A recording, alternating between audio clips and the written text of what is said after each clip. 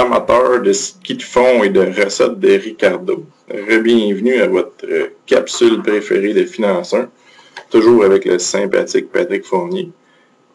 Chapitre 3, le mot-clé, c'est garder ça simple. Le chapitre, c'est probablement le moins évalué à l'examen final. Il peut avoir l'air bizarre ou intimidant au début, là, parce qu'il y a plein de stocks, là, plein de ratios, là, des affaires à savoir et à comprendre si ils sont simples, garder ça simple. Il devrait y avoir beaucoup de révisions au début du chapitre pour n'importe qui a fait un petit peu de comptabilité. La notion de fonds de roulement, c'est quelque chose qu'on va utiliser quand même assez souvent. Arrangez-vous pour savoir c'est quoi ça, d'être capable de le lire dans un état financier. Un bilan. Dans le fond, une des choses qu'on va vous demander, c'est d'être capable de calculer des ratios, donc d'être capable d'aller chercher des éléments dans un bilan, dans un état des résultats. Il y a un exemple dans les notes de cours, il y a un autre exemple sur le site avec le Falbala, l'exemple que vous avez ici. Arrangez-vous pour être capable de calculer ces ratios-là. Vous pouvez vous pratiquer, là, mais généralement, c'est quelque chose qui se fait assez bien. Un bilan, toujours présenté de haut en bas par liquidité. Plus c'est en haut, plus c'est liquide, plus c'est facile de transformer ça en cash, en argent. La notion d'endettement, la notion de levier financier, on va en reparler. Quelle partie de la compagnie qui est financée par dette, donc qui appartient à quelqu'un d'autre, des créanciers. Quelle partie qui appartient vraiment aux vrais propriétaires, aux actionnaires de la compagnie. L'équation fondamentale de la comptabilité que vous devriez tous connaître. Et on va toujours fonctionner en valeur marchande. Ce point-là est très, très, très important. On l'a déjà fait pour le chapitre 14, pour le coût moyen pondéré du capital. C'est une notion qui revient encore ici. Puis au chapitre 2, on va faire des ajustements aux états financiers pour bien refléter ça. Peut-être la dernière chose ici qui est importante dans cette révision-là, tout ce qui affecte les états financiers, mais qui n'affecte pas les flux monétaires de l'entreprise, on va falloir faire des ajustements.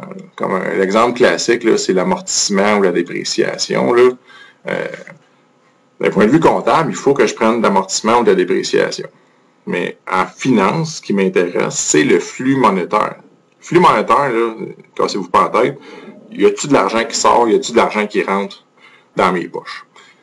L'amortissement, dans mes états financiers, c'est une sortie de fonds, c'est une dépense, excusez. Mais d'un point de vue financier, j'ai pas d'argent qui sort de mes poches. Si j'achète un camion 50 000, je l'amortis, supposons, le linéaire 5 ans, le comptable va voir ça comme une dépense de 10 000 $ par année, pendant 5 ans. En finance, on ne voit pas ça comme ça. En finance, un camion, c'est 50 000 qui sort aujourd'hui, puis après ça, c'est fini. Il va rapporter des revenus dans le futur, mais le vrai cash flow, la vraie sortie de fonds est aujourd'hui. Donc ça, c'est un thème qui va revenir souvent là, dans la distinction finance-comptabilité. Arrangez-vous pour comprendre ça parce que ça va nous influencer beaucoup au chapitre 2, puis ça va revenir au chapitre 10 quand on va calculer les ventes. Les états financiers que vous avez là, c'est un exemple fictif. C'est juste pour illustrer les calculs qu'on va faire ici de ratios.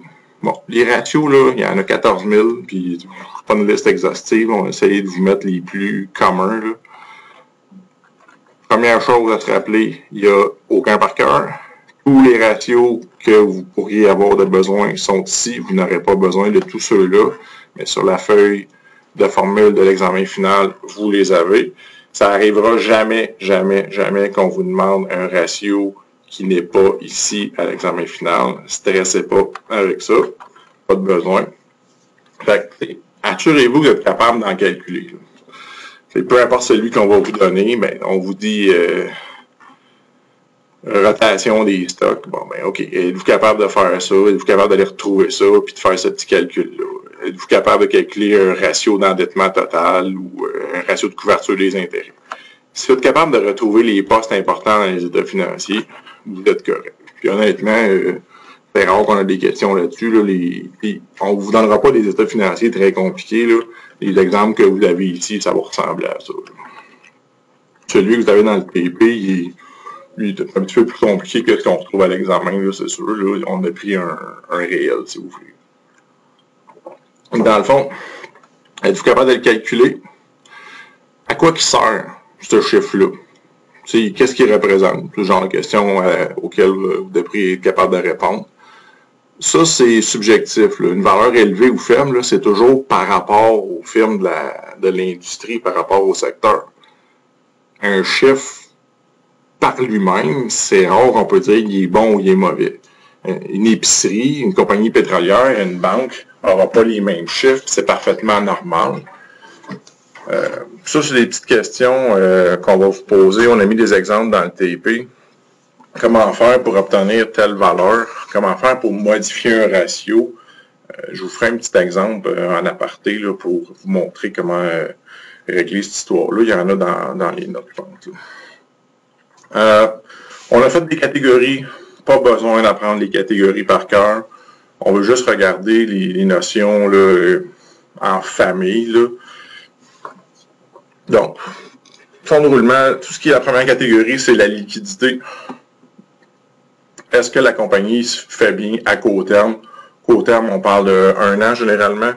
Donc, les actifs à court terme, c'est tout ce qui, on s'attend à ce qu'ils deviennent du cash là, ou de l'encaisse d'ici 1 an. Passif à court terme, c'est ce que je dois d'ici 1 an.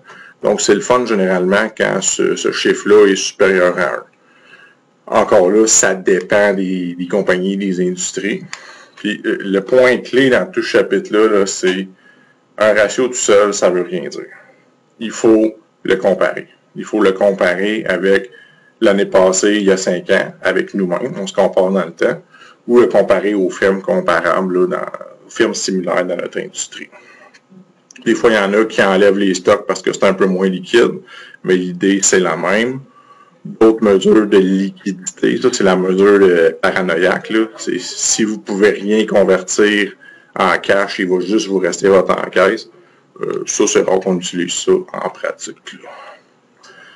À long terme, donc la première catégorie, c'est du court terme, la deuxième, c'est du long terme. Celles-là reviennent très souvent. Endettement total, endettement à long terme.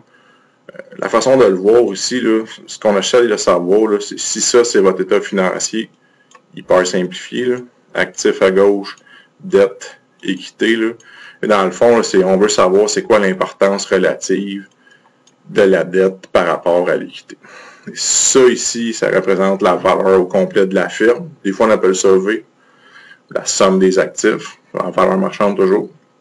Bon, mais il y a une partie qui appartient au propriétaire. L'équité ici, les fonds propres.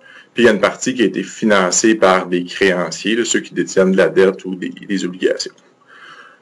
Plus une firme utilise de dette, plus elle est endettée, plus elle utilise de levier financier, plus les résultats vont être amplifiés pour les actionnaire parce qu'ils utilisent l'argent des autres, dans le fond, pour faire du profit. Donc ça, c'est des mesures de ce levier financier-là.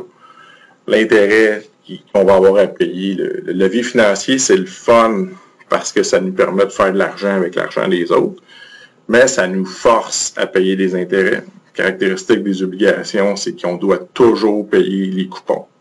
Les dividendes des actions, eux, sont jamais obligatoires, tant qu'ils ne sont pas déclarés.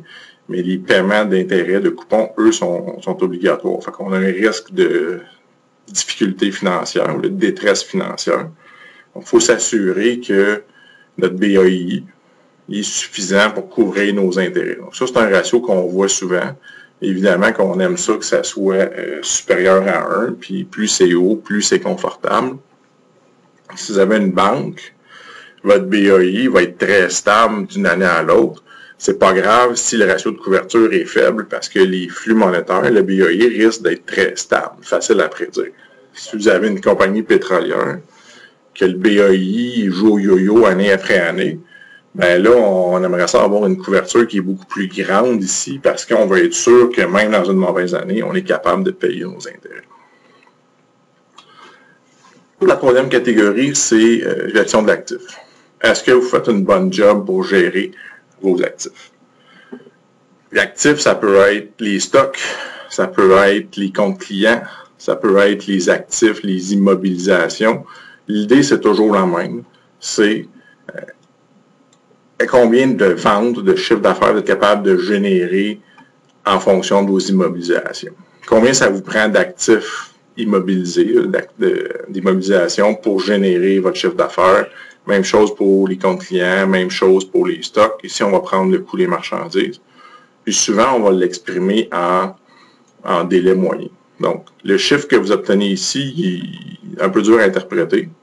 Prenez 365, divisez ça par ça.